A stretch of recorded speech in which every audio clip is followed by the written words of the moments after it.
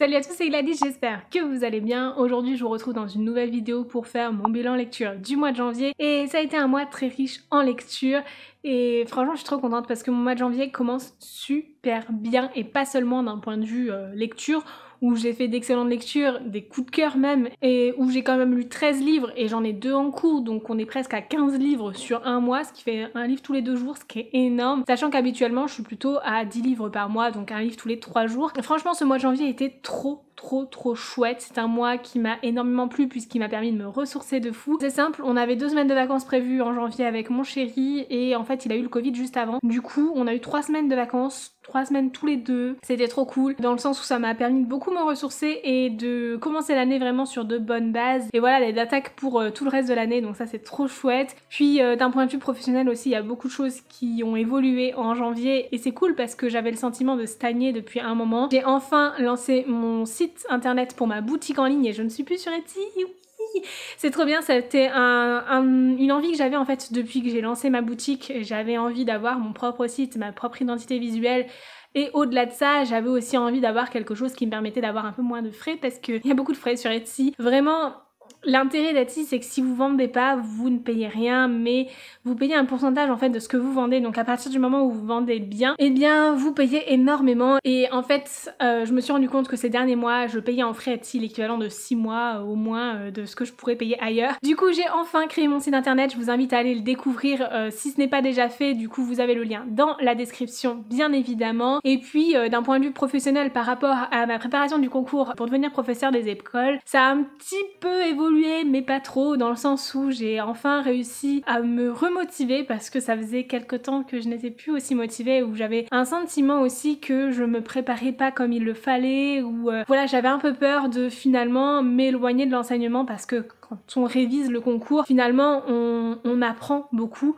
On apprend énormément de choses, mais on ne pratique pas vraiment et surtout, bah, on n'enseigne pas et on a enfin, en tout cas moi, c'était le sentiment que j'avais d'être éloignée un petit peu de l'enseignement et de ce que je recherchais. Alors c'est vrai que j'avais pour objectif d'enseigner en faisant de l'aide aux devoirs, ce qui me permettait à la fois d'enseigner et de m'approprier le programme de primaire. Sauf que, en fait, ma commune m'a un petit peu laissé poireauter. Tous les mois, ils me disaient « rappelez-moi dans un mois ». Et en fin de compte, ils ont jamais remis en place l'aide aux devoirs, tout simplement à cause de la situation sanitaire actuelle. Tout ça fait que j'ai dû faire une croix sur l'aide aux devoirs, mais j'avais quand même envie de pouvoir enseigner parce que je pense que c'est important et que j'avais besoin de ça pour me remettre un peu dans le droit chemin et comprendre pourquoi j'avais envie de faire ça et pourquoi je voulais passer ce concours. Du coup, j'ai repris les cours particuliers. Oui, ça me fait bizarre de dire ça parce que c'était mon job étudiant, clairement. Ça fait 4 ans du coup que j'avais pas donné de cours particuliers et je l'ai fait pendant 5 ans pourtant. Ça me fait un petit peu bizarre de me dire que voilà, je redonne des cours particuliers. J'ai eu un petit sentiment aussi de régresser et de revenir bah voilà, à mon job étudiant comme si j'avais une situation précaire, alors qu'en fin de compte pas du tout, puisque je le fais pas pour l'argent.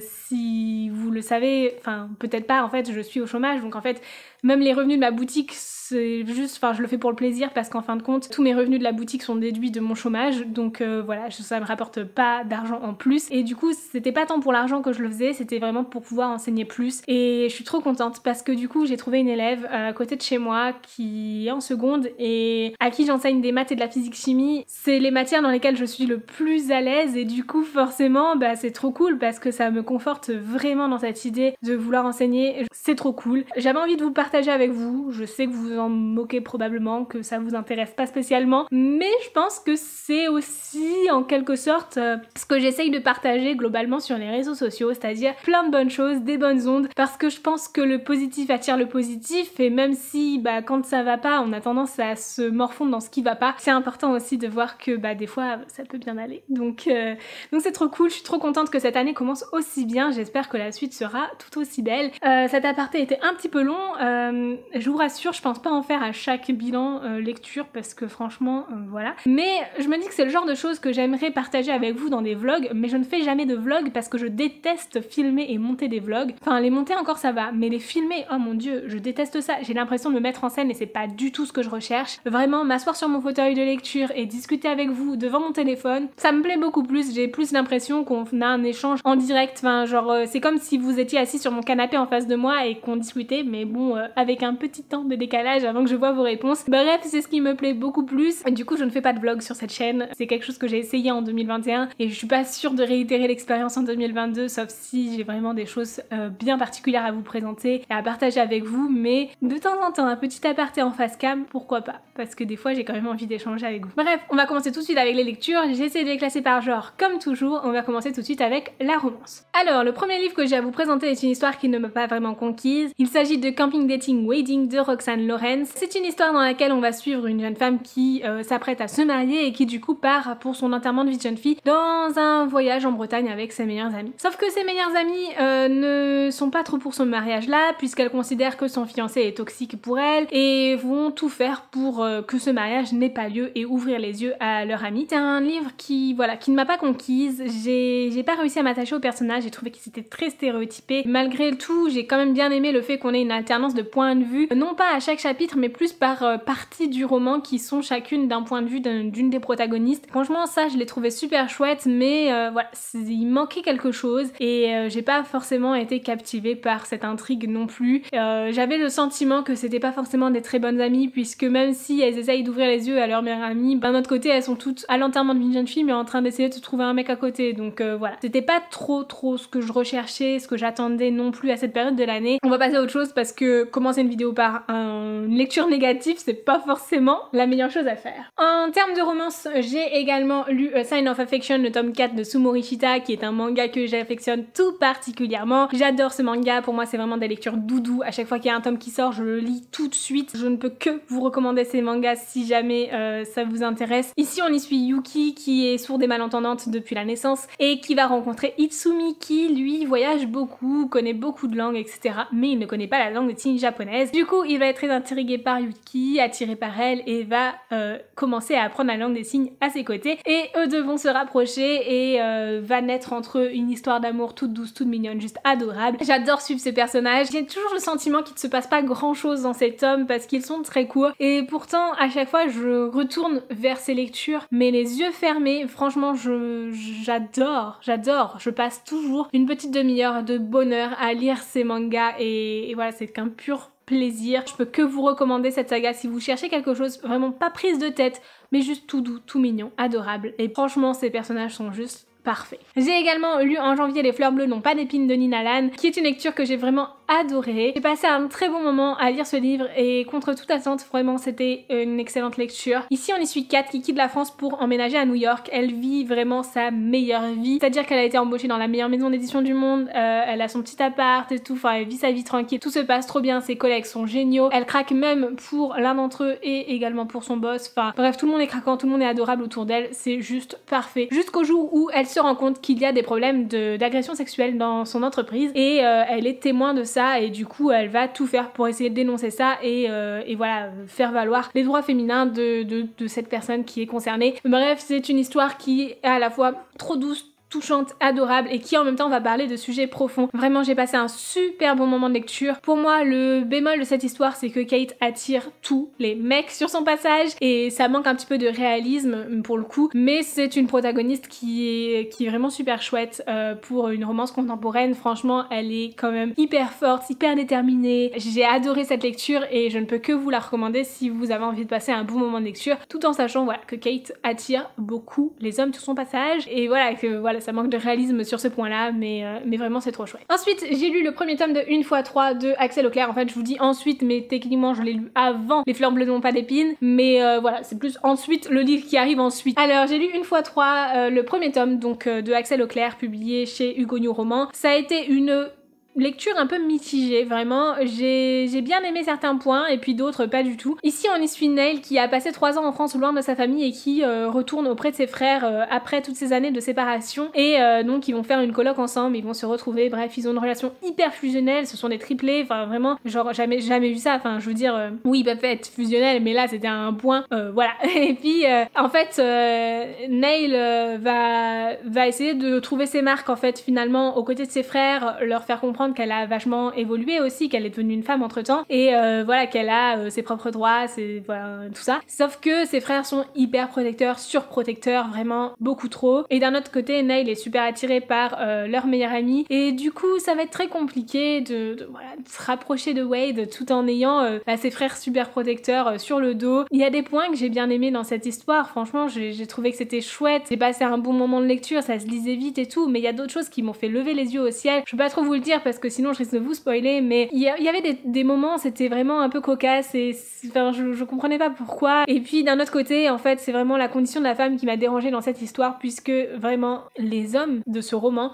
sont pas juste surprotecteurs, c'est un peu trop et ça m'a pas trop plu sur ces points-là, mais bon, peut-être que je lirai le tome 2 parce que d'un côté c'est une duologie et j'aimerais bien en connaître la fin aussi. Dans un point de vue un peu plus historique, j'ai lu La Captive du Highlander, le 3e tome du clan MacLeod, qui est du coup le 3e tome de cette trilogie de Havoc Roll dont je n'avais pas aimé le premier tome. J'avais un peu plus aimé le deuxième et là franchement je trouve que le 3e tome est à peu près du même niveau que le 2e tome. C'est vraiment chouette, c'est un bon moment de lecture, c'est pas non plus exceptionnel, mais voilà, j'ai bien aimé cette lecture, j'ai trouvé que les personnages étaient beaucoup plus approfondis, l'histoire aussi. J'ai vraiment aimé tout le travail qu'il y avait de recherche par rapport à l'Écosse et à l'époque de l'Écosse que c'est. C'est une histoire qui se passe donc au 15e siècle en pleine Écosse, située donc vraiment aux Scottish Borders, qui sont les marches écossaises. Donc on va y suivre Ewen MacLeod, qui est nommé commandant de fort, et en fait un jour il y a une attaque dans le village pas loin, ou je sais plus exactement, et du coup il va captiver une jeune femme qui finalement s'avère être la fille de leur plus grand ennemi anglais. Il va essayer d'avoir une rançon en échange de la capture de cette femme, mais finalement il va vite se rapprocher d'elle, être très attiré par elle et elle aussi. Et voilà, en fait, l'histoire commence comme ça paraît un peu cliché, mais pour le coup, il y a tout un développement qui se passe dans cette histoire que je trouve vraiment super chouette. Ça vaut vraiment le coup. Franchement, ce sont des tomes que vous pouvez lire séparément, donc honnêtement, moi, ce que je pourrais vous recommander, si le premier tome vous tente pas trop, parce que j'avoue ne pas avoir un avis très positif sur le premier tome, mais on sait jamais, ce qui ne me plaît pas peut vous plaire, mais vous pouvez aussi lire le 2e et le 3e tome sans lire le premier, puisque ce sont vraiment des tomes qui sont compagnons et qui peuvent se lire complètement séparément. Mais vraiment j'ai passé un super bon moment avec ce tome 3. Alors je pense que c'est important de le préciser et je l'ai pas fait avant. Dans 1x3 il y a des scènes de sexe explicites, enfin pas vraiment très explicites, mais voilà, ils en parlent, donc public averti, et idem ici. Mais alors là, ici on est à un point vraiment c'est pas forcément toujours des scènes de sexe, mais les personnages sont très attirés sexuellement l'un par l'autre dès le début du roman, donc vous en doutez qu'ils en parlent très souvent, en tout cas dans leurs pensées, etc. Ils y pensent souvent. Voilà. Et maintenant, on peut passer à tout ce qui est fantastique, fantasy et science-fiction aussi. J'en ai un petit peu à vous présenter. On va commencer par les Authors, La Malédiction des Jumeaux de Solène Blin, qui du coup est de la science-fiction, dans laquelle on va se situer dans un monde où les Authors, qui sont des créatures humanoïdes, ont leur place aussi, mais pas vraiment, puisqu'ils sont complètement persécutés par les humains. En fait, ce sont des créatures humanoïdes qui se nourrissent de l'âme des humains et qui sont plus forts qu'eux, etc. Du coup, forcément, ils leur font peur, enfin, ils font peur aux humains, et etc. Et du coup, l'humanité fait tout pour les chasser et les éradiquer de la surface de la Terre. Et dans cette histoire, on va suivre Enna, qui du coup subit une malédiction avec son frère jumeau, et en fait, ils sont des Authors cachés, et sauf que, ils ont toujours appris à détester ces Authors. Du coup, c'est très compliqué pour eux de s'affirmer, de s'assumer eux-mêmes, de s'aimer eux-mêmes, et en même temps, voilà, ils sont complètement persécutés par cette société, donc ils sont obligés de garder leur secret caché. D'autant plus que Enna va se rapprocher de Curtis, un de ses camarades de classe, et ensemble, ils vont tisser une relation amoureuse progressivement, sauf que, il va découvrir son secret du jour au lendemain, et là, tout va basculer pour Enna. J'ai adoré cette histoire, je veux pas vous en dire trop parce que j'ai pas envie de vous spoiler, mais je viens à peine de le finir et franchement c'était trop chouette. Je pense qu'on est à la limite du coup de cœur. Pour moi, ce qui fait que ce n'est pas un coup de cœur, c'est que dans ce roman on parle d'addiction à l'alcool, à la drogue, et en fait ce n'est pas vraiment dénoncé, c'est pas non plus banalisé, mais c'est pas suffisamment dénoncé à mon goût, et en fait c'est des sujets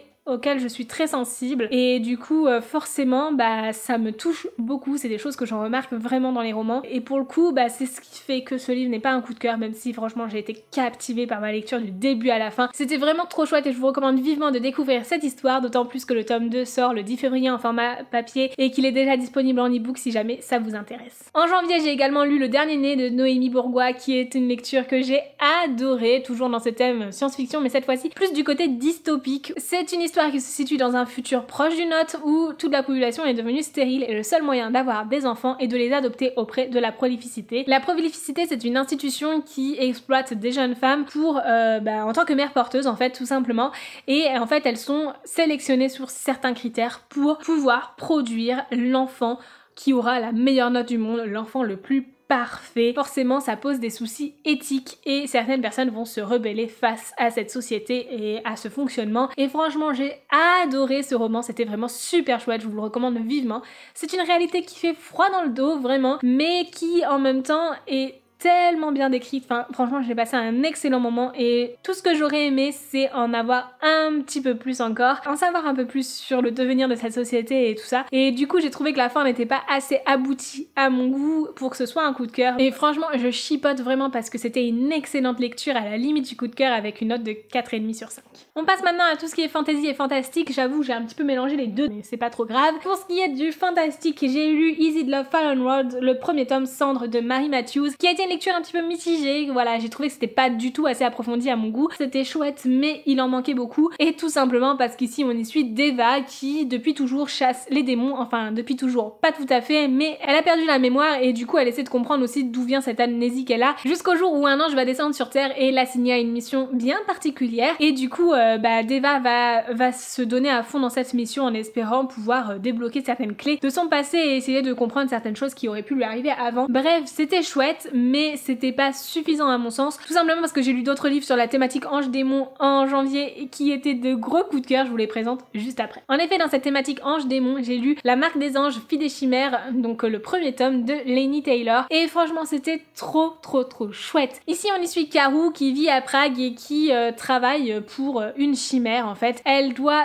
tout faire pour récupérer des dents, etc. qui servent à tisser des sorts. Enfin, c'est assez complexe et Karou n'y connaît pas vraiment grand chose. En fait, elle fait juste ce qu'on lui demande sans chercher à en savoir plus, jusqu'au jour où elle va tomber sur un ange qui va lui ouvrir un peu les yeux sur certaines choses qu'elle fait, certaines actions qu'elle fait, et surtout va être très intriguée par la nature de Karou. Et franchement, j'ai adoré cette histoire pour plusieurs raisons. D'une part parce que on découvre les choses au fur et à mesure en même temps que Karou les découvre, et ça c'était vraiment super chouette. C'est hyper bien détaillé, on voyage vraiment dans cet univers entre Prague, le Maroc, Paris, enfin c'est vraiment super chouette, et puis il y a toute cette dimension ange-démon qui est super bien exploitée, que j'ai adoré dans ce premier tome. En plus de ça, la plume de Laini Taylor est juste très belle, hyper contemplative, elle nous permet de se projeter complètement, d'imaginer en détail les choses, et ça c'était vraiment génial. J'ai eu un gros coup de cœur pour ce premier tome et j'ai hâte d'en pouvoir lire la suite de cette histoire. Je remercie grandement Gallimard Jeunesse de me l'avoir envoyé parce que sans eux, je pense que j'aurais pas forcément sauté le pas pour découvrir cette histoire publiée dans la collection Pulp Fiction. Et dans le même thème, j'ai également lu Storm and Fury, donc le premier tome de Harbinger de Jennifer Lemon Shaw, qui était ma lecture VO du mois et qui était vraiment juste trop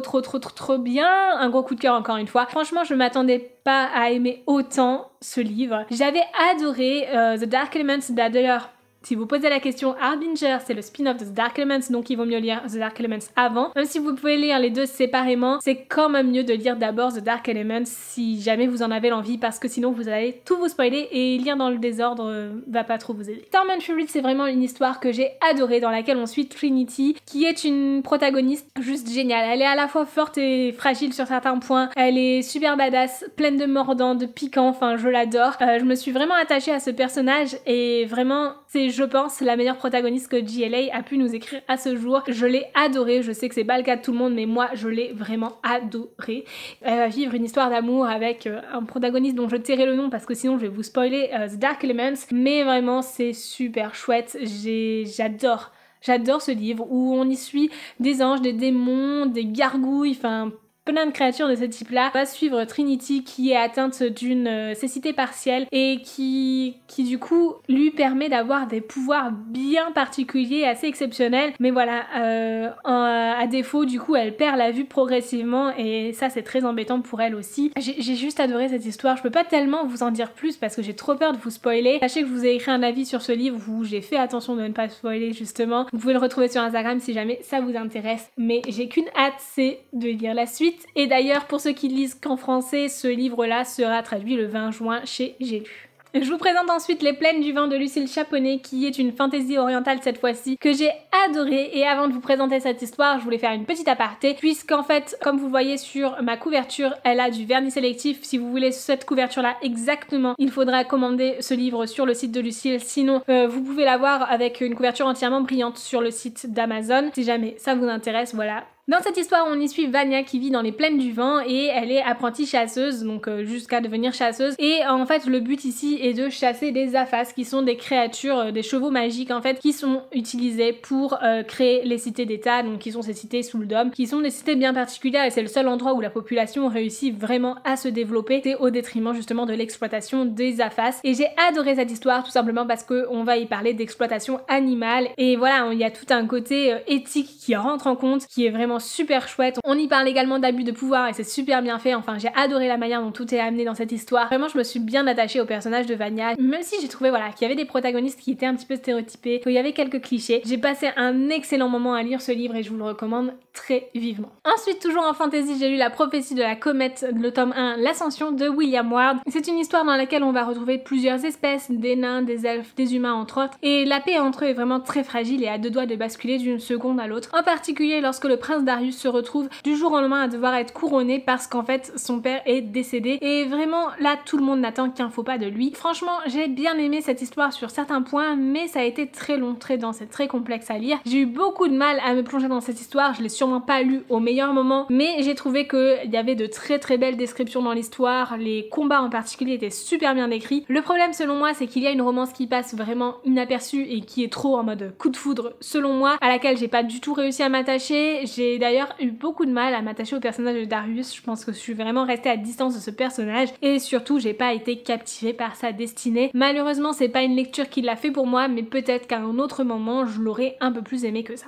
Le livre suivant que j'ai à vous présenter, c'est Les monstres de Rookhaven, donc de Padraig Kenny, illustré par Édouard Bétisson, publié chez Lumen. C'était une excellente découverte, merci Lumen pour cet envoi parce que j'ai passé un tellement bon moment de lecture. J'ai adoré l'ambiance de ce roman, les messages portés par cette histoire. Je pense que ce livre aurait été parfait à lire à Halloween par exemple, mais vraiment c'était trop bien. Ici on y suit une histoire qui se passe dans un manoir, donc dans le manoir de Rookhaven, qui est vraiment séparé du reste de la société suite à un pacte passé entre les habitants bien particuliers de Rookhaven qui sont des monstres et les membres du village. Le pacte consiste à ce que les monstres ne sortent pas de chez eux, n'embêtent pas les villageois, ne se nourrissent pas d'eux, sous condition que les villageois les fournissent en denrées alimentaires tout le temps. Sauf que du jour au lendemain, Jem et Tom, deux enfants orphelins, vont réussir à passer les barrières de protection de Rookhaven et à s'introduire dans le manoir. Et forcément, ils ne passent pas inaperçus et puis là va se soulever d'énormément de questions. Jem et Tom vont-ils devoir faire confiance à ces monstres, sachant qu'il y a une menace bien plus grave qui les attend à l'extérieur du manoir? J'ai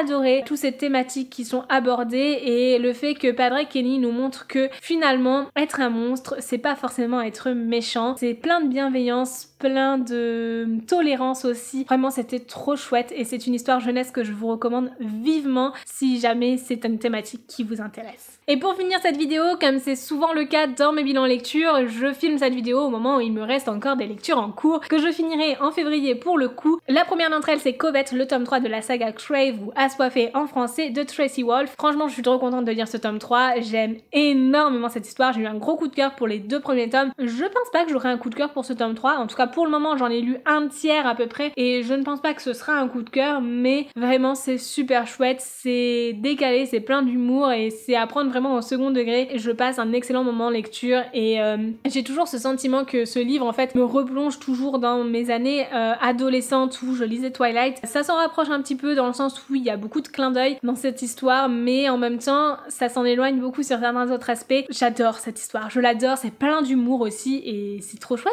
c'est trop chouette. Et puis bon, vu le cliffhanger qu'il y avait à la fin du tome 2, il était temps que je me lance dans le tome 3 et que j'en sache un petit peu plus sur cette histoire. Je sais pas encore quand est-ce qu'il sera traduit en français, mais j'espère très bientôt pour vous parce que pour ceux qui ont lu le tome 2, franchement vous devez être impatients de pouvoir lire la suite. C'est une sacrée brique hein, par contre, donc l'anglais n'est pas difficile mais il faut s'y accrocher dans le sens où c'est très long à lire quoi. Pour ceux qui ne connaissent pas l'histoire, dans Crave ou Assoiffé, on y suit Grace qui est une jeune fille orpheline, voilà, elle vient de perdre ses parents et elle se retrouve du jour au au lendemain à devoir intégrer l'école dirigée par son oncle en plein milieu de l'Alaska où il fait super froid et tout ça. Sauf que cette école est bien particulière puisqu'elle est peuplée uniquement de créatures surnaturelles et elle se retrouve la seule humaine dans le lot. Et finalement il lui arrive des tonnes de choses, elle découvre énormément de choses et surtout elle est très attirée par un vampire en question. Bref, c'est super chouette, c'est hyper divertissant, j'ai adoré les clins d'œil qu'il y a à toute la pop culture dans cette saga, c'est juste un moment de bonheur, j'adore cette histoire. Tout simplement. Et ma deuxième lecture en cours, c'est le livre des étoiles de Eric Lom. Donc cette fois-ci, c'est l'intégrale de la trilogie qui a été publiée il y a une vingtaine d'années chez Gallimard Jeunesse et à l'occasion des 20 ans de l'histoire, ils ont décidé de la rééditer en intégrale et franchement, j'étais toujours passée à côté de cette histoire et là, avec cette couverture, bah elle m'a tapé dans l'œil et j'ai craqué tout de suite. Je ne comprends pas comment j'ai pu faire pour passer à côté de cette histoire avant parce que clairement, c'est trop bien. C'est une histoire jeunesse dans laquelle on suit Guillemot qui vit au pays 10, un pays qui est situé entre le monde réel et le monde incertain et il va être assigné du jour au lendemain à devenir apprenti magicien, apprenti sorcier. Et c'est juste trop bien puisqu'on y suit tout le parcours initiatique de Guillemot, on découvre toutes les choses au fur et à mesure de son point de vue, enfin vraiment à travers ses yeux d'enfant et c'est génial, je passe un excellent moment de lecture. Pour le moment j'ai lu un tiers du tome 1 au moment où je vous filme cette vidéo et vraiment j'ai hâte de continuer ma lecture parce que c'est juste trop chouette et je vous le recommande vivement de découvrir cette histoire si vous aimez la fantasy jeunesse parce que c'est trop bien,